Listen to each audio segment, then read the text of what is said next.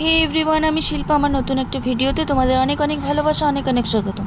তো চলো আজকে একটা নতুন ভিডিও নিয়ে এসেছি রান্না নিয়ে। আজকে হচ্ছে রুই মাছ আলু পেঁপে দিয়ে একটা ঝোল কম মশলার মধ্যে। তো দেখো মাছগুলো ভাজা বসিয়ে দিয়েছি, আর এদিকে করবো হচ্ছে একটা মশলা। এই মশলাটা হচ্ছে মেন। তো আমি একটা ছোট মিক্সির জার নিয়েছি, সেই জারের মধ্যে দেবো গোটা জিরে, নিজেদের একটা পরিমাণ মতো। তারপর এটা দিলাম মৌরি, তারপর দিচ্ছি গোলমরিচের গুঁড়া। গোলমরিচ, গোটা গোলমরিচ থাকলে অবশ্যই দেবেন, আমার কাছে ছিল না, আমার কাছে গুঁড়োটাই ছিল, তো সেই কারণেই দিলাম হচ্ছে গোলমরিচের গুঁড়া।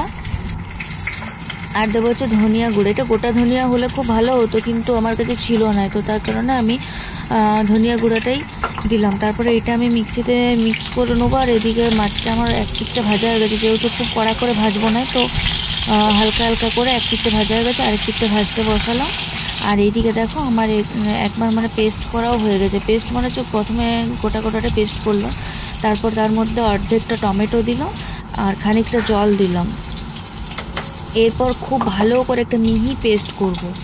তো এই দেখো সেই মিহি পেস্ট, এটার মধ্যে কোনো দানা থাকবে না, আর আদা আমি ইউজ করিনি। তারপর দেখো হালকা হালকা করে বেশ মাছগুলো আমার ভাজা হয়ে গেছে, আমি তুলে রেখে দিয়েছি। ওই তেলের মধ্যে, ওই যেটুকু তেল ছিল ওই তেলের মধ্যে একটুখানি কালো জিরা ফোড়নে দিলাম, আর দিলাম হচ্ছে কাঁচা লঙ্কা।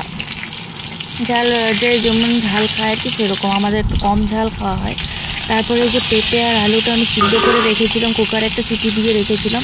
পেঁপে আর আলুটা ভালো করে ওই তেলের মধ্যেই ভেজে নেবো প্রথমে খানিকক্ষণ।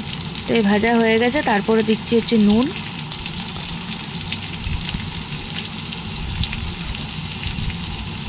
তারপরে দিচ্ছি হলুদ। এগুলো নিজেদের পরিমাণ মতো করে দিতে হবে।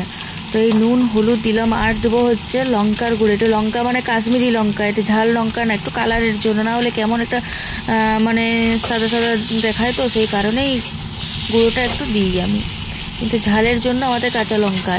তো দেখো তারপর দেওয়ার পর খুব ভালো করে মিক্স করে নিলাম। মিক্স করার পর যে পেস্ট তৈরি করে রেখেছিলাম, মিক্সির বাটিতে করে দেখালাম, সেই পেস্টটা দিয়ে দিলাম। তো এটা কম তেল থাকার কারণে অনেকক্ষণ টাইম লেগেছিলো তেলটা বেরোনোর জন্য। খানিকক্ষণ ভাজলাম আমি ভালো করে। তারপর ভাজার পরে দিয়ে দিলাম হচ্ছে জল। এখানে গরম জল দিলে ভালো হতো, তো তোমরা যদি করো কোনো দিন অবশ্যই গরম জল দিবে। তো এই যে পরিমাণ মতো জল দিয়ে এটা আমি একটু ফুটতে দেবো, আর ফুটতে দেওয়ার সাথে সাথে একটুখানি চিনি দিয়ে দেবো। চিনি দিলে মানে টেস্টটা ব্যালেন্স হয়ে যায়।